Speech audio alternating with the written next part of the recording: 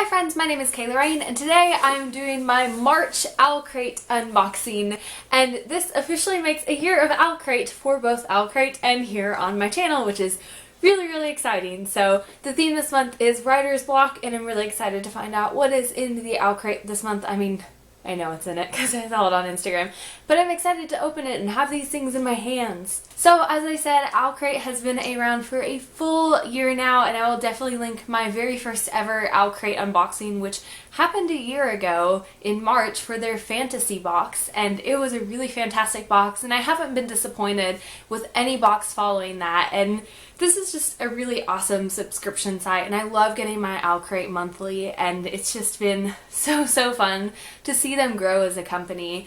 And they are still just really great with customer service from day 1 all the way to day 365, which is really fantastic. So I'm not sponsored or anything to say these things, I just really like them as a company. So definitely check them out if you are interested. But without further ado, let me show you what is in this month's crate. Okay, so first of all, we of course have the little information card, which I have decided to start using within the last couple of videos because I think it is important to let you guys know where all this cool stuff is coming from so you know where to get it. So I will be using this, and it's really cute this month. It's a little writing desk, and it has a little coffee cup and some books that have actually been included in Owlcrate. So there's Soundless Dumpling and The Love That Split the World.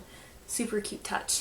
And even a phone with a little text and a typewriter. I just love the attention to detail that goes into each and every crate. So if you've never actually looked at these, please do. They're so wonderfully designed. So the first thing that I see in my crate are these little buttons or pins, whichever you want to call them. And these are from the Bookworm Boutique. And the first one says, "I start a new adventure every time I open a book." True that. And then the second one said, "Let's live in fictional worlds." And the third and final one says, "I read to live, I live to read." And these are really cute. They're a really nice size. I don't know if you can kind of see how this, let me take it out of the package so maybe there's not so much of a glare on it. But they're a pretty nice size. They're nice and big. I will definitely add these to my collection of buttons on my bookshelf. And I'm thinking about getting a canvas tote bag specifically dedicated just to the buttons that I've collected from all of my Owlcrates. So if you guys know any plain canvas tote bags that are super roomy and have like a really nice shoulder strap, let me know.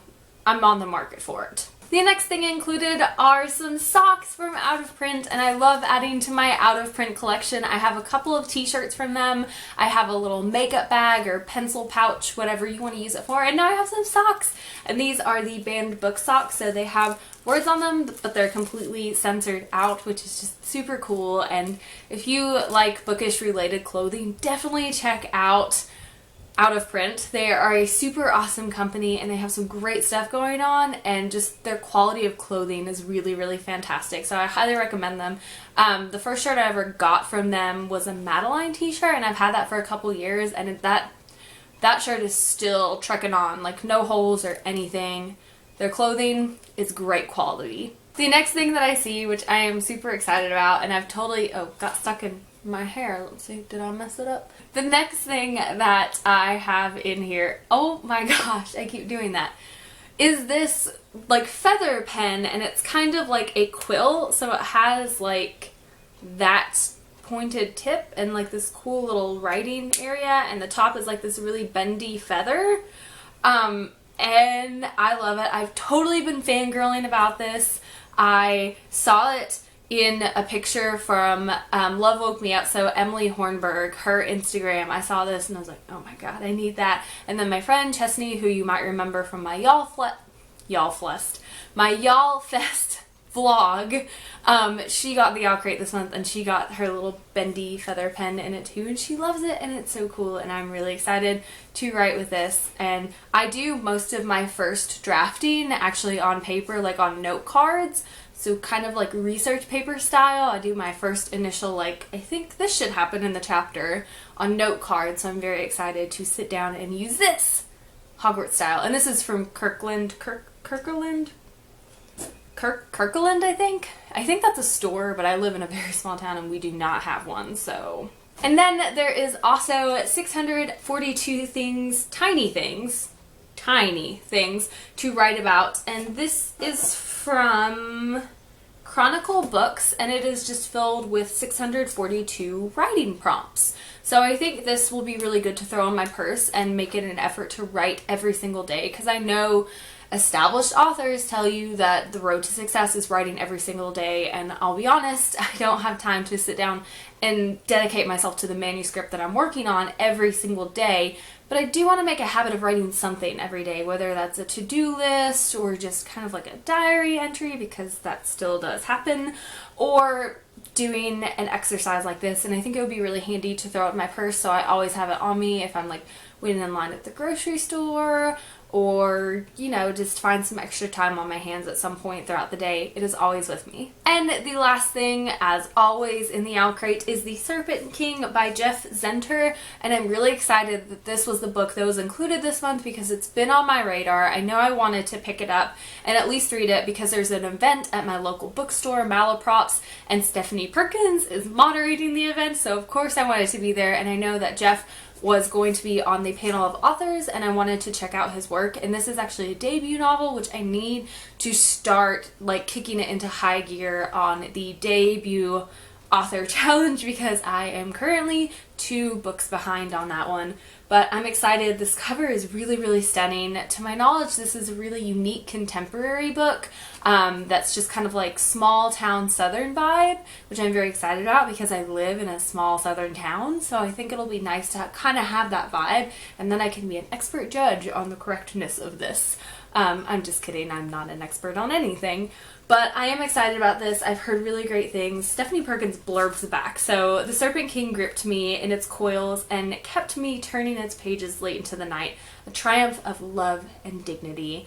And as Stephanie Perkins says, it is a triumph of love.